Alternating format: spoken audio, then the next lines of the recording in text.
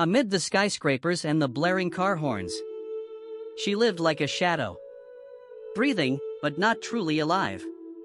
Each morning, she'd wake up, empty eyes staring into the mirror, as if searching for someone long gone. Until the day her heart shattered at the news. She realized this city was swallowing her soul.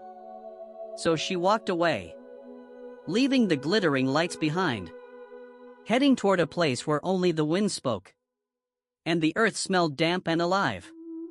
And she never looked back. In the heart of the city, she once believed she was living the perfect life. A stable office job, a monthly paycheck enough for a tiny apartment on the 20th floor, weekends for shopping and meeting friends at upscale cafes. But over time, that perfect life began to feel more like a beautiful glass cage, sealed tight, shutting out every breath of freedom.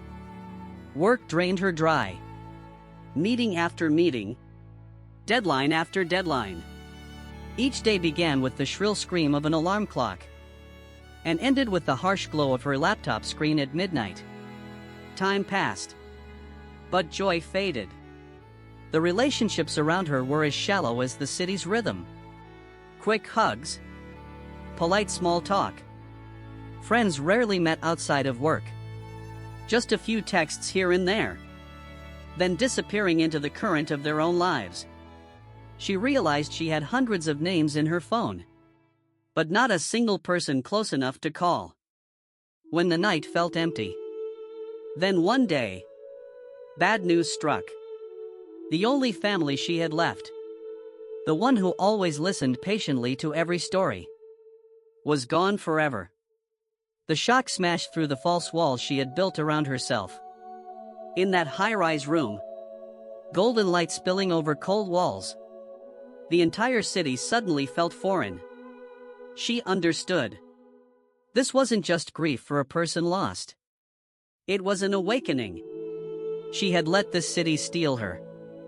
Her smile erased, her youthful dreams buried, her soul crushed under tons of concrete and smog. And in that very moment, a thought blazed through her. Fierce and absolute. I have to leave. Not for a few days of vacation. Not for a different company. But to walk away from it all. To leave this city. Before it swallows what's left of her heart. She began to pack her life away. The high-rise apartment, once considered her home, now felt like nothing more than a cold concrete box. She sold off most of her things, kept only a few clothes, an old notebook, a chipped camera, and a small stone she had picked up on a mountain hike years ago. Each object was a thread tying her to her memories, but none were strong enough to hold back the footsteps. Aching to leave. On the day she left the city, it rained. The streets glistened under the blur of headlights. Crowds rushing toward places she no longer belonged. On the long-distance bus, she pressed her forehead to the glass, watching the towers fade into fields and hills. The roar of the engine replaced the blare of horns, and the air grew lighter, easier to breathe. Her destination was a small mountain village, hundreds of miles from the city center. The old wooden house she rented sat tucked among lush green trees, so far out that cell service came and went like shallow breaths. At first, the silence felt unsettling. No traffic, no stream of incoming messages. At night, only the sound of insects, and the wind slipping through the wooden walls. The first days weren't easy. She fumbled with the wood stove, hauled buckets of water from the well. Hands that once danced over a keyboard were now scratched from digging soil, planting vegetables. Sometimes, exhausted, she wondered if she had made the right choice. But woven between the struggles, something different began to appear. In the morning, sunlight slid through her window to wake her instead of an alarm. In the afternoon, she found herself standing still in the garden, listening to birdsong. like a melody from long ago. And for the first time in years, she had the time and the quiet to truly feel alive. One morning, while watering the young vegetable rows still wet with dew, she realized her heartbeat no longer raced like it had in the days of endless deadlines. Everything had slowed, but it wasn't empty. If anything, each moment felt full, brimming with presence. She began to slip into the rhythm of life here. In the mornings, the stream murmured softly, like a gentle whisper. At noon, she hung clothes in the sun, letting the scent of fabric and wind blend together. In the late afternoon, she gathered firewood at the forest's edge, her feet pressing into the crisp carpet of golden leaves. At night, she sat on the porch, watching the moon rise over the mountains. So bright, so close. It felt as if she could reach out and touch it. The villagers, once strangers, were now familiar faces. They taught her how to choose seeds, how to read the weather from the scent of the wind, even how to find wild honey in the forest. Stories shared around the fire carried her back to childhood, to a time when life was simple, without social media or the constant pressure to succeed. The longer she stayed, the more she understood the value of stillness. In the city, silence had always meant loneliness. Here, silence was a kind of grace, a space to hear herself. One rainy afternoon, while writing in her old notebook, she stopped mid-sentence. A thought came to her, so clear it made her smile. Happiness isn't about where you arrive. It's about how you live, wherever you are. In that moment, she knew she'd awakened. She was no longer the woman fleeing the city. Now, she was someone returning to herself, bit by bit. Through the smell of earth after rain, through the call of morning birds, through the warmth of a hand holding hers by the fire. A message from an old friend brought her back to the city, just for a few days, to visit family and take care of some paperwork. This time, the familiar road no longer made her heart beat with excitement. Instead, every passing car, every blinding billboard, every crowded turn made her feel as if she were wandering through a distant world. The city was as noisy as ever. Horns blared one after another, the air thick with exhaust. People rushing past without meeting each other's eyes.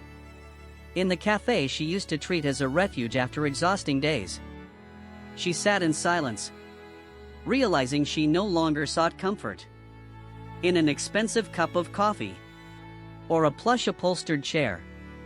They suddenly felt meaningless.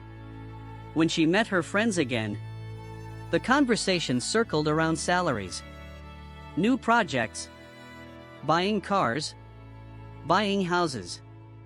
They asked her, with a mix of curiosity and doubt, "Are you really going to live there forever? Don't you get bored?" She only smiled. Not because she didn't know how to answer, but because she knew they wouldn't understand. Not unless they had sat by a fire deep in the forest, or fallen asleep to the sound of a stream. That evening, she went back to her old apartment to collect the last few things she had left behind. The room was exactly as it had been the day she left, but it felt entirely different. A place once full of memories was now nothing but four walls.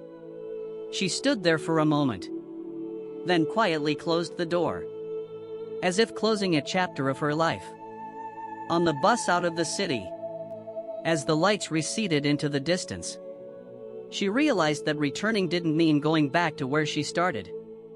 In truth, this return had only shown her more clearly where she belonged. And it was certainly not in a place where skyscrapers swallowed the night sky. Back in the mountain village, she felt as if she had taken a deep breath after holding it far too long. Cool, fresh air filled her lungs, the scent of damp earth and new grass touching her memory, soothing away the last traces of the city's noise. The wooden house, its porch roof soft with moss, was still there waiting. Silent, yet warm, like open arms. She eased back into her new rhythm. In the mornings, she rose early, brewed a pot of hot tea, and sat by the window watching sunlight spill through the mist. At noon, she worked in the garden, picking ripe red eggplants and cooking them into a simple but fragrant meal.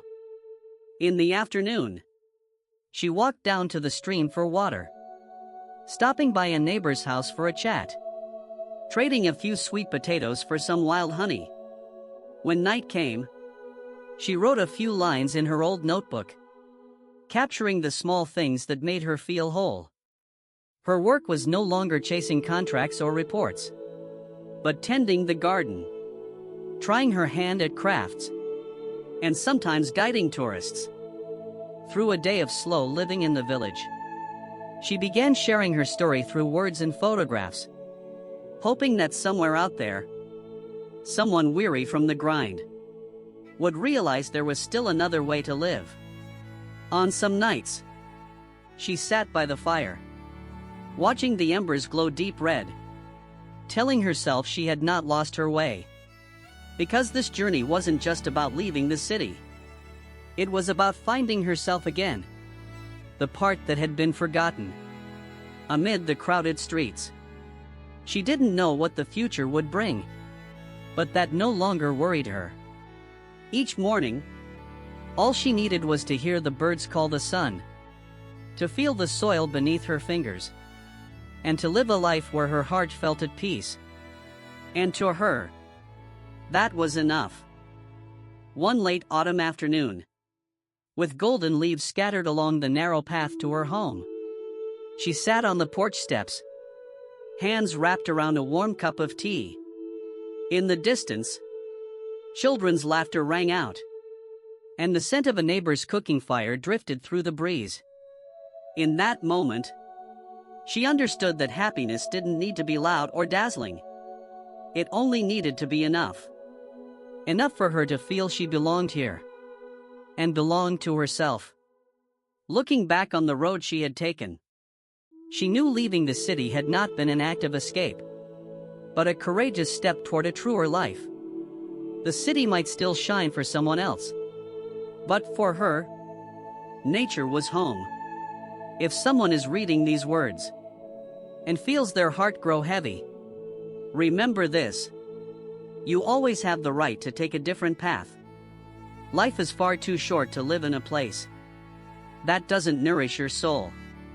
And sometimes, all it takes is one step beyond the familiar, and you'll find the whole sky of freedom waiting for you.